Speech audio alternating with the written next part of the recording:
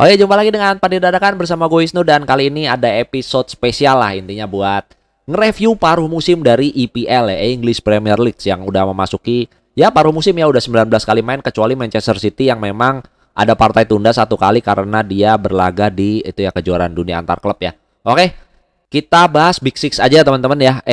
Maaf, Big Seven ya. Ada yang mau masuk yang di peringkat 7 teman-teman. Enggak. Maaf. Peringkat 10 mau masuk juga ya Big Ten. Oke, kita bahas setengah tim ini ya. Setengah tim IPL kita review ya teman-teman sepanjang paruh musim ini. Oke, kita mulai dari yang paling atas dulu yang ada di pucuk ya, yang kemarin gagal dikudeta ya sama Arsenal ya. Karena kalah sama West Ham. Oke. Yang pertama Liverpool. Liverpool musim ini mungkin kembali ke performa seperti dia 3 tahun lalu lah ya, 3-4 tahun lalu yang benar-benar memang title contender lagi ya, memang penantang juara gitu ya. Musim ini kalau gue lihat seperti itu ya. Pertahanannya kembali ke ya performa terbaik lah. Virgil van Dijk juga kembali ke performa terbaiknya ya, diduetin sama Konate, diduetin sama Matip di awal-awal juga juga tetap solid gitu ya. Alisson Becker juga masih belum hilang lah, belum hilang touch-nya ya. Memang beberapa kali sempat melakukan kesalahan blunder tapi so far masih cukup oke ya teman-teman. Dan memang di awal musim memang pertahanan dia memang agak-agak rapuh lah, agak sering-sering kebobolan memang di pertandingan-pertandingan awal. Untungnya kemampuan dia menyerang bisa berhasil membawa dia comeback, bukan di awal-awal kompetisi kemarin spesialis comeback ya julukannya juga ya. Oke, kemampuan menyerang tidak perlu diragukan lagi ya kalau si Liverpool ini ya, tidak diragukan. Dia cuman kalah sama Aston Villa sama Tottenham sama ya. Dia bahkan di atas sama Manchester City lah, udah jelas kalau ya Manchester City tajam banget lah ya. Dia bahkan di atas Arsenal ya, di atas Arsenal itu dan di atas hampir semua tim lainnya lah ya. Penyerangan nggak perlu dilakukan. Pembelian musim ini juga untuk ngerombak lini tengah menurut gua lumayan berhasil. McAllister, Szoboszlai, Gravenberch, Wataru Endo, siapa lagi ya? Ya udah ya, sisanya Curtis Jones, Harvey Elliott pemain lama ya.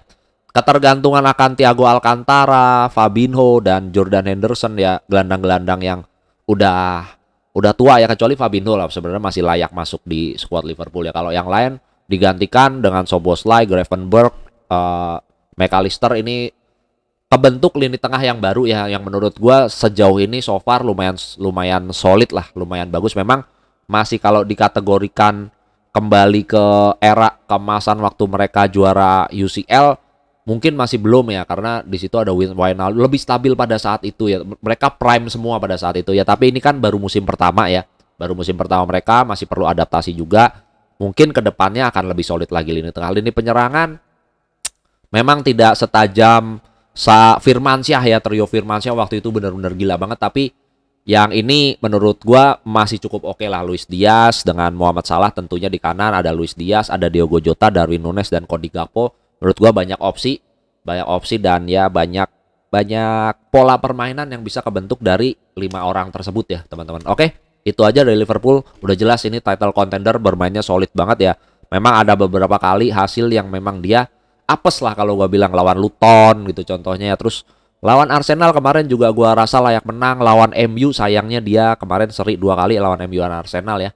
Tapi ini partai Boxing Day kalau menurut gue, jadi at least dia bisa lewatin tidak dengan hasil jeblok ya. Oke, lanjut ke peringkat 2 Arsenal ya. Ya ini ya gue udah pernah bahas sebelumnya, masuk di tim-tim klub-klub yang masuk ke Boxing Day yang kalau nggak siap gitu ya, terutama dari kedalaman materi, mental, fisik, kalau nggak siap ya sering kepleset ya. Ini Arsenal baru aja kepleset gitu ya teman-teman ya. Di Boxing Day kemarin lawan West Ham kalah 2-0.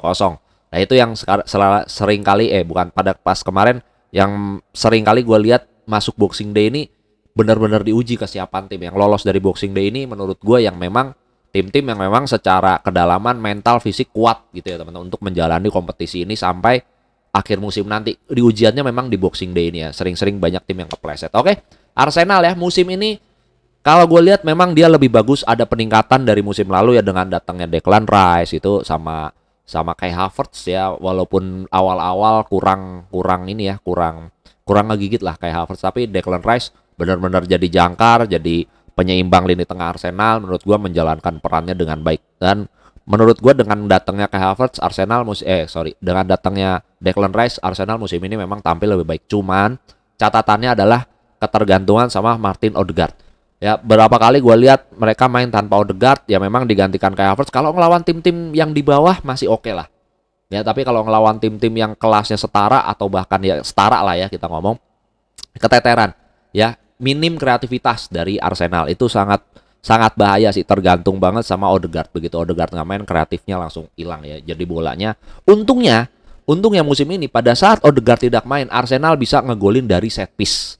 Ya set piece-nya bagus. Untungnya dari situlah. Jadi keran golnya masih tetap ada lah dari set piece ya. Untungnya itu catatan untuk Arsenal ya. Ya semoga kalau untuk fans Arsenal berharap aja Odegaard bisa main terus-terusan. Ya memang kemarin waktu Odegaard nggak main diganti kayak Havertz ya tetap hasilnya ada beberapa hasil positif lah intinya ya. Tapi kalau dari segi permainan ya tadi sangat tergantung sama Odegaard. Oke, lanjut.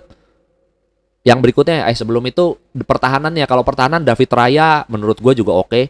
Dan duet Saliba dan Gabriel ini juga menurut gue juga salah satu pertahanan terbaik ya.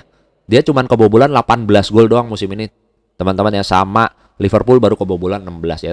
Yang paling sedikit lah boleh dibilang di Premier League mereka dua tim ini ya teman-teman. Jadi untuk pertahanan solid Arsenal juga ya. Cuman masalahnya untuk ngadepin low block dan segala macam itu perlu kreativitas, terutama kalau pada saat Odegaard nggak ada. Oke, lanjut Aston Villa, tim bener-bener yang kuda hitam di sini ya, peringkat 3. Walaupun terakhir kalah kena comeback sama MU ya, dan ini sekali lagi faktor Boxing Day menurut gua, karena tim-tim mediocre kayak begini, bukan mediocre ya, tim kelas 2 sih, tapi yang dipoles dengan oleh Unai Emery menjadi punya fighting spirit tinggi, punya ya kemampuan lah ya, punya fighting spirit tinggi, diracik sama Unai Emery menjadi tim yang bisa menjadi kuda hitam. Cuman sekali lagi ujiannya di Boxing Day nih, udah kehilangan. Dia cuman dari 2 pertandingan Boxing Day ini dia cuman dapat 1 poin dari hasil seri ya. Dan kemarin kena comeback lawan MU, sayang banget. Gue pikir itu pertandingan harusnya jadi milik Aston Villa ya. Tadinya gue pikir babak-babak awal udah menang 2-0 ya, habis itu gue tinggal tidur. Ternyata paginya gue lihat MU comeback gitu ternyata ya. Itulah teman-teman ya, Aston Villa. Sekali lagi kedalaman materi memang sangat diperlukan sih untuk ini ya, untuk ini kan partai panjang lah, maksudnya liga ini masih ada, ini baru setengah gitu ya, baru setengah jalan kesiapan tim, terus ya kedalaman materi. Cuman kalau misalkan dia Aston Villa nih, dia bisa bertengger di 4 besar di paruh musim ini kan udah pencapaian luar biasa. Kalau misalkan ditambal ya, squad yang menurut gue udah lumayan oke. Kalau misalkan dia tambal di bursa musim dingin nanti, kalau misalkan dia tambal 1-2 pemain untuk menjaga dia bertahan di 4 besar, tidak menutup kemungkinan ini Aston Villa menjadi kejutan di akhir musim, dia akan bertahan di 4 besar. Tidak menutup kemungkinan ya. Tapi kita lihat ya, ini kan begitu masuk Boxing Day kan udah langsung kelihatan oleng sedikit lah gitu ya. Walaupun kalau gue bilang ya nggak semurninya kalah, cuman mungkin faktor kelelahan juga bisa menjadi faktor untuk dia kehilangan beberapa poin. Lanjut, ini juara bertahan musim lalu Manchester City bertengger di peringkat 4 tapi masih menyisakan 1 pertandingan. Anggap dia menang, poin dia sama dengan Arsenal tapi selisih gol dia ini ya di atas Arsenal ya. Dia lebih tajam dan ya kalau selisih golnya lebih banyak dibanding Arsenal. Manchester City ya tidak diragukan lagi, tanpa Kevin De Bruyne dia bisa lewat paruh musim ini tanpa masalah. Kalau menurut gua Kevin De Bruyne cedera lama ya, tanpa masalah.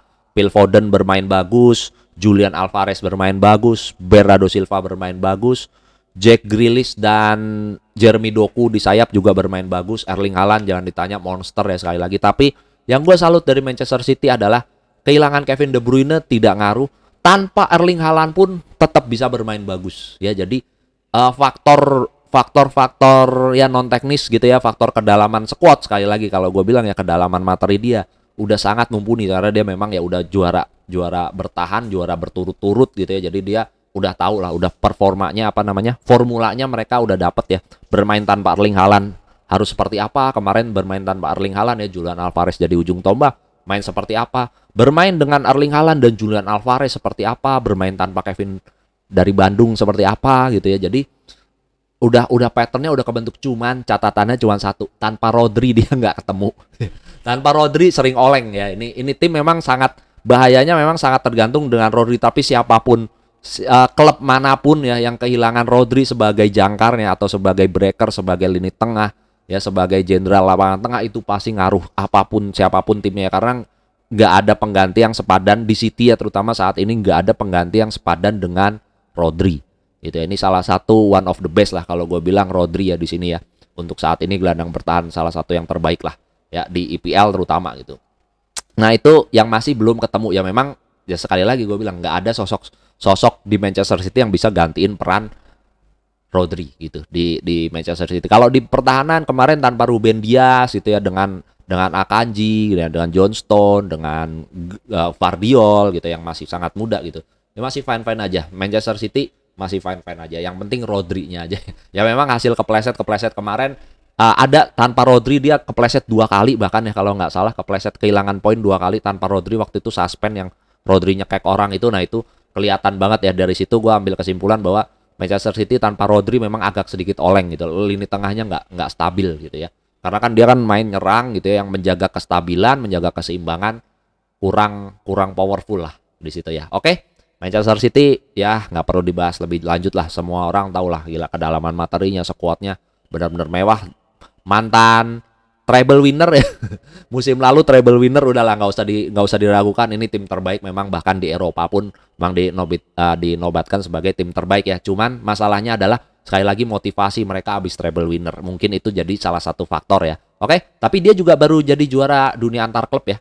Jadi ya tambah gelar lagi lah Manchester City. Oke, peringkat 5 ada Tottenham Hotspur yang di awal musim sempat bikin kejutan ya. Tottenham ya sempat bertengger di peringkat 2, sempat ke puncak juga kalau nggak salah ya, sempat di pucuk berapa mungkin seminggu 2 minggu lah gitu ya, karena nih bikin ya kuda hitam juga di samping Aston Villa. Tottenham Hotspur di luar dugaan Ange Postecoglou berhasil meracik, dan pembeliannya juga menurut gua berhasil ya. Vicario di belakang, terus si backnya si siapa tuh yang back muda ya, dari Belanda itu juga bagus juga. Terus backnya semua menurut gua bermain bagus ya. Duet backnya ini bermain bagus sih sebenarnya, si Romero sama siapa ya namanya, gue lupa, lupa namanya gue, itu yang dua itu bermain bagus. Udogi sama si sayapnya di Pedro Porro juga bermain bagus. Jadi di pertahanan menurut gue cukup oke lah dia ya. Cuman karena gayanya dia nyerang frontal memang kebobolannya terkesan banyak, dan Vicario jadi kelihatan berapa kali nge-save ya. Tapi ini Vicario menurut gue salah satu pembelian berhasil. Dia transisi dari Loris ke kiper baru ini nggak ada masalah ya Tottenham Hotspur. Terus lini tengahnya Bissouma sama Sarr ini juga bagus. Masih ada Højbjerg juga di cadangan gitu ya. Dan ini memang agak goyang mereka saat mereka ini Sarr sama Bissouma ini memang solid ya. Cuman begitu diganti satu ya memang nggak terlalu kurang banyak, tapi ada lah minus. Nah, yang jadi masalah di depan mereka itu ada James Maddison. Ya, James Maddison ini salah satu pembelian berhasil juga menurut gua musim ini ya. Langsung bermain bagus, langsung berandil banget buat permainan Tottenham. Nah, sayangnya Tottenham sama seperti Arsenal. Arsenal hilang Odegaard, Tottenham hilang si Maddison ini kayak kehilangan roh lah. Kehilangan arsitek kalau gue bilang ya. Kehilangan arsitek permainan menyerangnya gitu ya. Jadi kayak sama lah kasusnya seperti Arsenal. Jadi serangannya jadi minim kreativitas lah. Kalau gue bilang Maddison sama Odegaard perannya mungkin hampir sama di sini ya, di Tottenham dan di Arsenal. Nah itu yang jadi PR juga nih. Kalau absen terus-terusan nih Maddison ya, Tottenham oleng kan langsung ya. Itu sih kalau menurut gue sih, tanpa Maddison Tottenham ya seperti musim lalu aja. Seperti Tottenham musim lalu ya gitu-gitu aja gitu ya. Tapi dengan kalau Maddison sembuh bisa full tim, terutama ya Sarr, Bissouma gini yang walaupun masih bisa diganti ya Sarr, Bissouma, tapi ini Sarr, Bissouma, Maddison, terus mereka pakai Brennan Johnson sama Kulusevski sama Son Heung-min. Sekarang ada Richarlison juga udah mulai balik lagi ya, udah mulai dipercaya lagi. Jadi kombinasi lini depannya, cuman intinya sekali lagi Maddison. Ya itulah Tottenham, kita nggak tahu kedalaman materi juga ya, ini sama lah ya. Masalahnya mungkin sama Aston Villa mungkin 11-12 ya. Memang bisa bagus kalau main full tim gitu ya, dia sangat bagus banget gitu ya. Tapi begitu kehilangan pemain pilar lada oleng dikit lah ya. Tapi nggak apa-apa, kita lihat aja nanti di akhir musim. Ini Tottenham juga menurut gue salah satu yang bisa jadi kandidat sih untuk masuk ke 4 besar ya, merangsek ke 4 besar, atau kalau kita ngomong 5 besar gitu ya, mungkin Tottenham bisa masuk kandidat. Oke. Di bawah itu ada West Ham yang di luar dugaan ya, di luar dugaan kemarin sempat melempem sebentar, kalah sama Liverpool dibantai, bisa bounce back justru ya, bahkan ngalahin Arsenal semalam ya.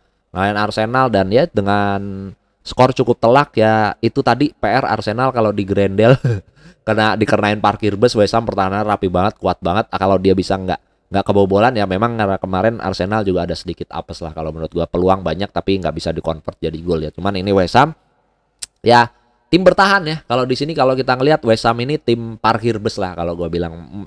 Serangannya dia counter tapi efektif gitu ya. Satu shoot on goal jadi gol gitu ya. Ini West Ham berapa kali lawan Aston Villa juga waktu itu pertama juga gitu ya. 2 shoot on goal jadi gol dua-duanya. Kemarin lawan Arsenal pun begitu ya. Ini entah faktor luck atau memang ya lawannya mungkin lengah kalau pas terkena counter attack, kita juga kurang tahu. Tapi kita lihat West Ham di sini berhasil bertengger di peringkat 6 ya, bahkan di atas Manchester United gitu. Ya, kita lihat nanti akhir musim seperti apa West Ham United. Yang berikutnya yang kalian tunggu-tunggu pasti ya, fans setan merah. Manchester United. Ya, nggak ada habisnya kalau ngomongin ini. Mungkin kalau ngomongin MU bisa satu video sendiri ya, tapi gue singkat aja ya. Gue singkat aja di sini. Manchester United musim ini banyak masalah. Badai cedera di back terutama ya, itu silih berganti backnya cedera-cedera mulu. Mungkin ini yang mengakibatkan dia inkonsistensi. Lini tengah juga sama, terus faktor-faktor non teknis juga banyak banget. Ini klub memang banyak dramanya. Kalau di FC Bayern itu julukannya FC Hollywood karena banyak drama, ya ini sebenarnya FC Hollywood atau Hollywood United lah kalau gue bilang ya. MU ini Hollywood United lah untuk di Liga Inggris itu. Jadi banyak aja masalahnya. Sancho lah, musim lalu Ronaldo lah, apalah gitu ya. Banyak aja masalah internalnya, jual kepemilikan lah atau apalah. Ini yang mungkin menyebabkan ya banyak intrik-intrik lah. Kalau menurut gue dari segi permainan aja ya, gue ngelihatnya dari segi permainan sebenarnya masalah terbesarnya kalau gue bilang MU di mencetak gol sih. Kalau menurut gue backnya berkali-kali diganti pun ya sebenarnya ya memang kebobolan. Tapi oke, asal dia bisa cetak gol gitu, asal bisa cetak gol di situ masih bisa terampuni ya. Ini misalkan kalau kita lihat tim-tim di atas yang bermain 19 kali, kebobolan yang lebih banyak dari MU banyak kok. West Ham kebobolan 30, Tottenham kebobolan 28 ya. Memang Manchester City, Arsenal sama Liverpool memang di bawah ya. Aston Villa 25 sama ya. Kita lihat ya, dengan jumlah kebobolan sama, mereka bisa bertengger di papan atas. Jadi sebenarnya kebobolan MU nggak jelek-jelek banget sebenarnya ya. Kalau dilihat dari rasio kebobolannya per pertandingan itu nggak jelek-jelek banget. Memang tidak bagus, tapi nggak jelek kalau menurut gua. Nah, kalau teman-teman lihat balik ke gol memasukkannya ya atau ngegolinnya, ini yang PR menurut gua. Cuman 21. Lihat dari tim sampai ini ya, tim gua lihat ke bawah ya, kita geser ke bawah. Dia cuman lebih bagus dari Crystal Palace. Ya sama tim degradasi yang nggak usah diomongin lah. Sama Luton aja dia sama ya. Sama Luton aja sama. Nah, ini PR-nya teman-teman.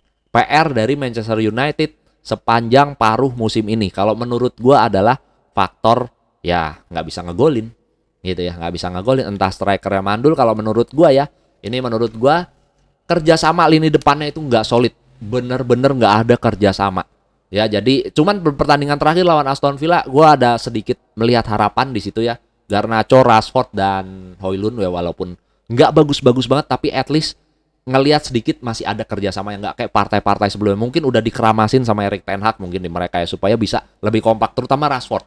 Gua agak ngelihat kemarin main beda ya, dia udah nggak terlalu banyak lihat gawang dikit tendang, lihat gawang dikit tendang gitu. Masih ada lihat temennya dulu lah gitu ya. At least masih begitu. Nah, semoga Rashford bisa lebih matang, Garnacho bisa lebih matang, atau Anthony gitu ya bisa lebih matang, bisa memanjakan strikernya yang kemarin baru nyetak gol pertama di IPL, Rasmus Højlund, tapi menjadi gol penyelamat, golnya juga bagus.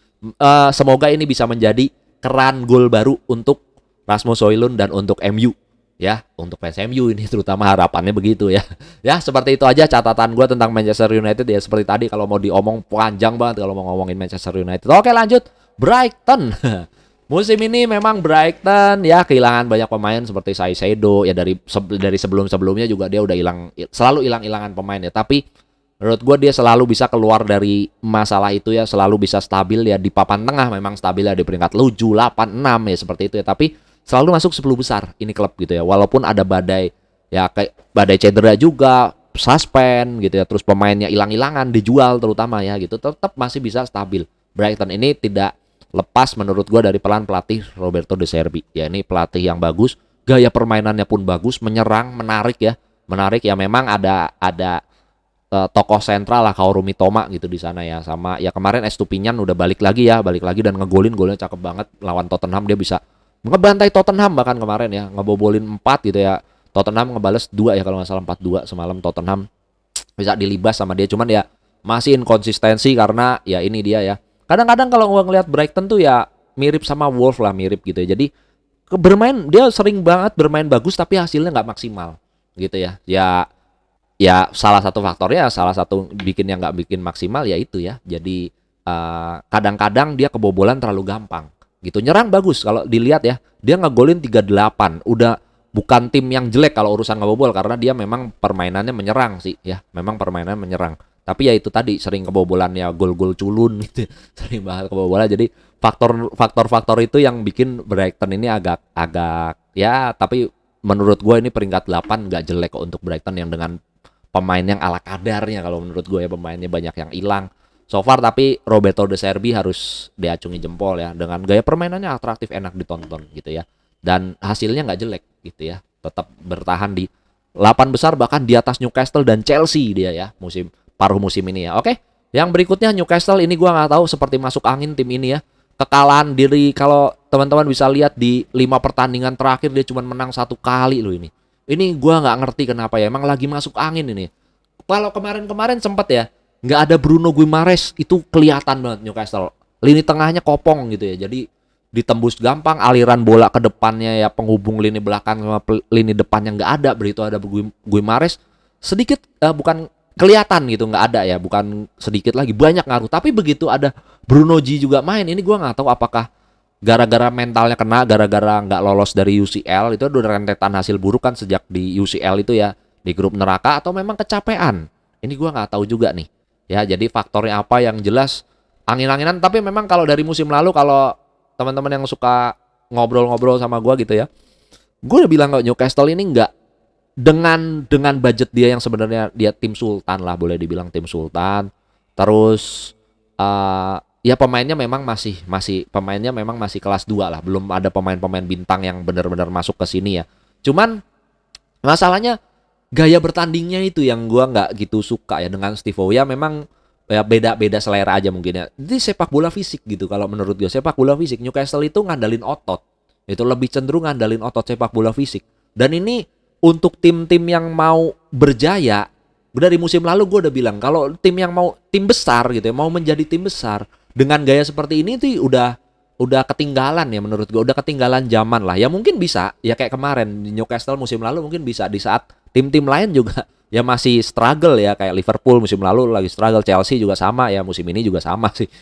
MU juga sama, tapi MU musim lalu bisa peringkat 3, bisa finish peringkat 3 gitu. Nah itu menurut gue ya faktor itu. Terlebih dari itu Newcastle ya gaya main seperti itu ya, gaya main West Ham gitu ya, gaya main kayak West Ham gitu ya, tim kelas 2 kalau gue bilang. Kalau emang lu mau step up, mau naik ya, filosofi lu nggak bisa begini sih kalau menurut gue ya, dengan sepak bola otot gitu. Harus ya taktikal gitu, sepak bola taktikal kayak Manchester City, kayak Arsenal, kayak Liverpool gitulah contohnya ya. Main taktikal gitu loh. Jadi nggak full murni fighting spirit, fisik, otot gitu ya. Jadi ya ngandalin otot doang lah gitu ya kalau gue bilang gitu.